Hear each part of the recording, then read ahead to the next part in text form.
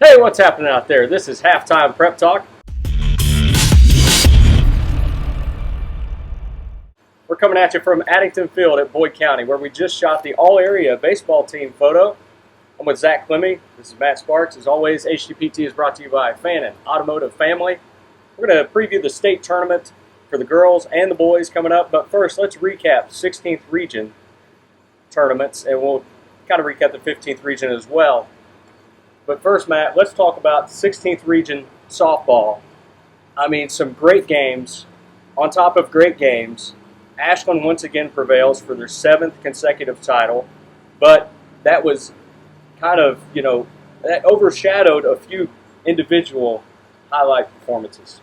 Yeah, I think I might have to eat my words from the last week's region preview show where I said maybe it was a no-brainer who was the best pitching staff because Laura Thompson maybe eat my words. 24 straight scoreless innings in the tournament, a 12-inning marathon against East Carter, where they won 1-0, and some really gutsy performance by her, I thought. And Montana Fouts was almost just as good, wasn't she? Pretty close. When you're pitching in a game like that against Boyd, I think East and Boyd both felt like they couldn't give up a hit or give up a run. That puts a lot of pressure on pitchers because you feel like you have to strike out everybody or induce groundouts, but they were able to make it hold up all the way until about the 12th inning, and then Boyd managed to start to get some stuff going. 1-0, Boyd County had the lead going into the 7th inning. They even recorded an out, and then it kind of fell apart for Boyd County, and that's where things took off for Ashland. Katie Baldock laid a bunt down that changed everything. There ended up being a throwing error on the play.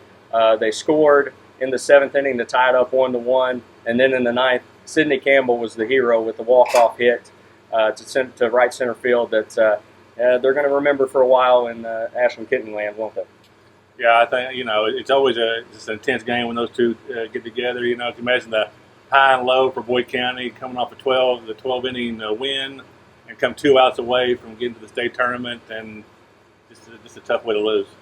Megan Hensley was named the most outstanding player of the tournament for Ashland, and Laura Thompson of Boyd County, who you mentioned, was named the most outstanding pitcher for her gutty performances. In the 15th region softball, guys, Jason Hurt, Johnson Central's coach, once again guides his team to the state tournament. Zach, Johnson Central has kind of had a pretty good year, but they've had a few downs in there that made you kind of question, are they going to be back at the state tournament? But in the end, they're back there again.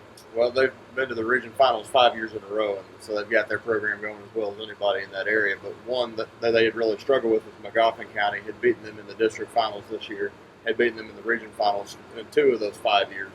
And I think that probably gave Johnson Central a little bit of an edge. McKaylin Pierce threw a one-hitter. She's not a strikeout pitcher. She pitches to contact. They have a very good defense when they're playing well. Seen them in some games where they weren't, but they're really on their game this week, and were able to get it done. And got past the tough one with Lawrence County in the first round. And once they were able to do that, I think they relaxed and they were a little bit looser than they were probably in the district. Johnson Central's baseball team almost duplicated the feat. They went to the state tournament last year, and if you remember, beat St. X, who was ranked number 1 at the time. No, beat Tate's Creek. Beat Tate's Creek, I'm sorry, and then played St. X. Played them close. Yes, thank you. Beat Tate's Creek and then played St. X close in the second round of the state tournament. So Johnson Central nearly pulls it off and goes back again, but it's Lawrence County that will represent the 15th region, and they'll play Greenup County on Monday. We'll talk to Brody Shoup of Greenup County and Morgan Miller of Lawrence County here in a little bit. But Matt, Lawrence County, once again, Travis Feltner coaches them to the state tournament. It's been a nice run down the stretch for them. It has. Really great team. Plays a lot of great teams this year. They should really do some damage up there in the state tournament, I think. They really could. And, I think the winner of that game, the winner of Lawrence County and Greenup on Monday at 1:30, they'll face the winner of the 8th region and the 11th region. Tell us about that a little bit, Zach. Collins won the 8th region. It's one of those newer schools, Martha Lane Collins High School. It was formed up 3 years ago or something like that. Usually pretty decent baseball in that area. And then the 11th region was dealing with rain even worse than what we had certainly this week. And they're not even playing their championship game until Saturday. That'll be either Henry Clay or Madison Central. So usually the 11th region, we were talking about Henry Clay's record is not good, but oftentimes that's deceptive because teams in that area play good teams and their record's a little crazy. So whoever comes out of that Greenup Lawrence game they'll have a pretty tall task. They will. St. Xavier is the defending state champion. In the 16th region, let's recap that tournament a little bit, how Greenup County got there. They did it with pitching, they did it with defense, and they did it with timely hits. The three keys. The three keys to baseball. Jackson Keaton had 3 RBIs in that final game, and he was named the MVP of the tournament. Ethan Coldiron tossed a one-hitter to follow up Jackson Keaton's one-hitter. Just an all-around solid effort by Greenup County. Matt? Yeah, it's starting pitching. Can get you far in postseason, and Greenup County has some stellar pitching in the regional tournament. Starters, 18 innings pitched in the regional tournament. No runs allowed, only 5 hits. That's amazing. You're going to win a lot of games pitching like that. And of course, we talked about their pitchers aren't overpowering in any way, but they throw strikes, they hit their spots, and just a lot of ground balls, and they have a great defense behind them. Those are just 2 keys to some success in the postseason. Yeah, Greenup County has 4 pitchers with at least 20 innings and a sub-2 ERA. Lawrence County has 4 pitchers with at least 20 innings and a sub-2.1 ERA. So we break on for a low-scoring game. So, I mean, it's no coincidence that they've played as closely as they have the last several years. It's because they put an emphasis on that pitching and defense. And they split the meetings this year. So going for the rubber match on Monday. Let's talk to Brody Shoup and Morgan Miller about that. All right, Lawrence County Junior Morgan Miller and Greenup County Junior Brody Shoup, the 2 catchers for the state tournament-bound Lawrence County and Greenup County teams.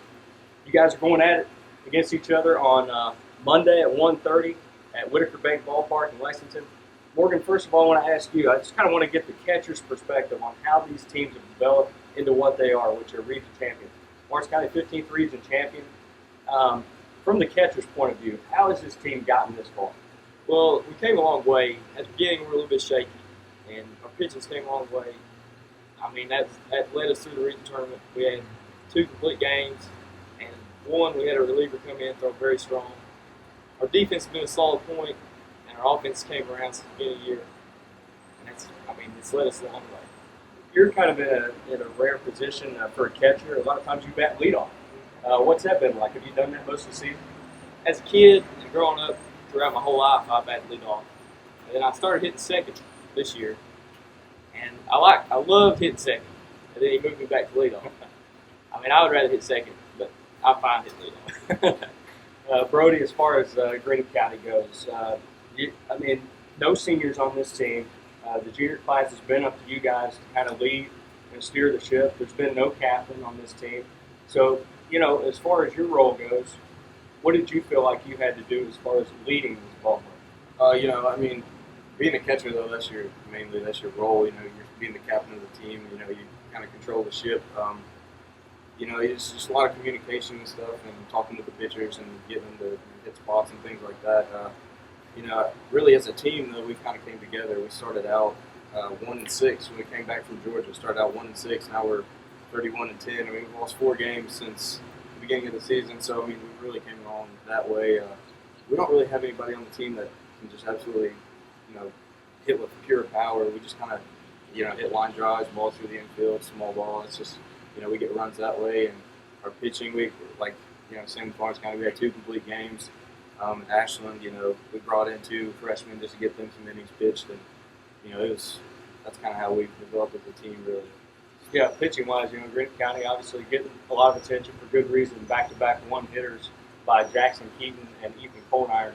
What's it been like catching this crew? I mean, there's about 4 or 5 guys that throw about the same, but you know what? They get the job done. Yeah, that's kind of what we do. I think our hardest thrower is Zach Hayden. He throws maybe tops out 82.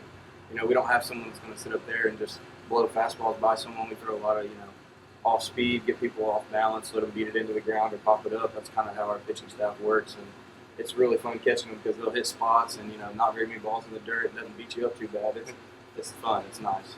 Morgan, several pitchers for you guys.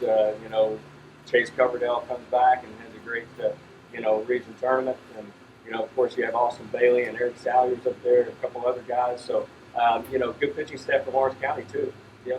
Can you talk about, how you've seen those guys develop? Well, Eric had really struggled all year. He's a senior. He came out, figured out what he needed to do in the region tournament. He was very strong. Austin Bailey hadn't thrown much this year. His rest in his own arm came out.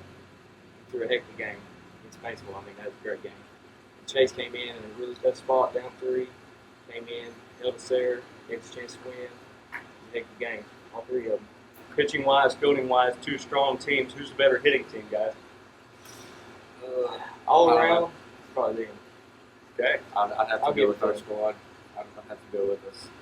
Honestly, through the lineup, person by person, I'd have to go with us. Really, I think it's going to be a great game. Really. Well, yeah, I was going to ask Morgan now. Who's going to be better hitting team Monday? Yeah, that's what matters. So, what's the prediction, guys? What's going to be the score? You got it? It'll be a nail biter. Yeah. 3-2. Yeah, I'd say 1-run game, but us in favor. Obviously, gotta go with my team. But I'd say it'll be a close game. So both of you guys are predicting a 1-run game. That's a safe prediction because this series has been tight throughout the last several years. So we look forward to it. You guys, I'm glad you didn't. You guys are really cordial. I was hoping I didn't have to mediate any fights here today. No, they're going to be meeting on the field on Monday again at 1:30. So Lawrence County representing the 15th region, Greenup County representing the 16th. I want to wish you guys the best of luck. Thank you. Thank you.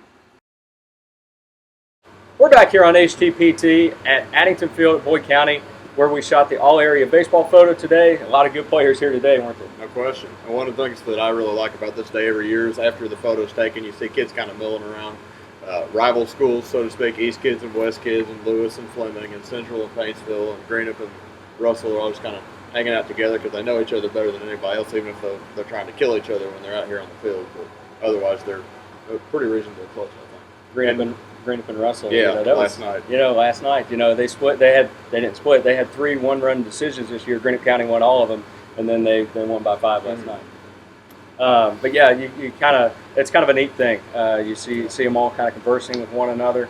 Greenup County and Lawrence kids were conversing with one another, and they're going to be. You might hear some chatter on Monday when they're out there on the field in Lexington, Whitaker Bank Ballpark. We have those 2 teams in our area representing 15th and 16th regions. We have the Johnson Central softball team and Ashland as well, representing the 15th and 16th in fast pitch softball in Owensboro. They will kick off play on June 4th, I believe, right?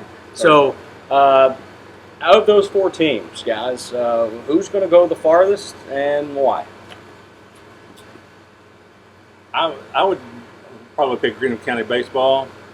I think the pitching, of course, that we talked about is really key for them. But I think the schedule they have played this year, they played some top teams in the nation down in Emerson, Georgia during spring break. They went to Lexington and played some tough teams, beat one of the top teams in the state, St. Xavier. I think that experience will carry them well next week, and I think they can make a deep run. So Greenup County baseball from Matt. What do you think, Zach? I like that, but in the interest of not being a parrot, I'm going to go with somebody else. I kind of like the way Johnson Central softball draw works out for them, too. They've got North Laurel, the 13th region champion in the first round, and not knowing a whole ton about the Lady Jaguars, but they're probably relatively comparable. And the rest of that bracket sets up, of course, is double elimination on softball. I like their chances of finally getting a game 1 down there. They haven't actually won a game yet down there, and I like their chances to finally get one and maybe more. Yeah, they were so close last year to getting that first win. Maybe they did, depending on who you talk to. Maybe they did, maybe they didn't. Ashland's softball team will go up against Notre Dame. Always a solid team. They're 26-6-1. So they beat Highlands in their region championship. Yeah. So that's going to be a tough first matchup for Ashland. Ashland's been a team that's been a tad unpredictable this year. At times they hit well. At times they're anemic offensively, and they rely heavily on the arm of Megan Hensley. Yeah. One thing that they do that I like that we mentioned about earlier about the bunt that Baldock dropped in the region final, Scott Ingram coaches very aggressively offensively, and that's a thing that you can do to kind of shake it loose a little bit if you're not swinging the sticks real well. And he's got that definitely at his disposal if that's what they want to try to do against a pitcher that they're not getting good swings off. And like Zach said, in the interest of not being a parrot, I'm going to go against the grain a little bit. I'm going to say Lawrence County baseball. They have pitching that can maybe match up against Greenup County. They've got some solid, slick fielding guys out there as well, as do the Musketeers. It's going to be a tight game, guys. I don't think it'll be a blowout either way. Now, Austin Bailey is 5-0 at the .78 ERA. Chase Coverdale coming off a region championship win on the mound. He may go for him. I don't know who Travis Feltner is going to give the ball to. I do think Greg Logan will give the ball to Jackson Keaton, sophomore, who's been excellent, especially in big matchups. But I think the winner of that game will have some momentum going forward. I don't know if they'll win the next game, but I think they can maybe keep it respectable. So I'm going to say Lawrence County baseball. Why not? It's always a close game when those two teams. I mean, the two one-run games this season, one with the extras. I think a stat the last 15 meetings, the run differential was only 2 runs, 59 to 57. So it's always been a close when they get together. So I mean, a play either way could go either way. Yeah. Well, we definitely want to wish the best of luck to all the teams representing the regions in this area, in Owensboro and Lexington in the coming weeks. This has been HTPT. Keep an eye on the Independent and dailyindependent.com for upcoming stories, including state previews, features, so on and so forth, and also all area teams from spring sports. Those will be kind of flowing your way soon. So for Matt Sparks and Zack Klemme, I'm Aaron Snyder. This has been HTPT, brought to you by Fan and Automotive Family. Thanks for watching.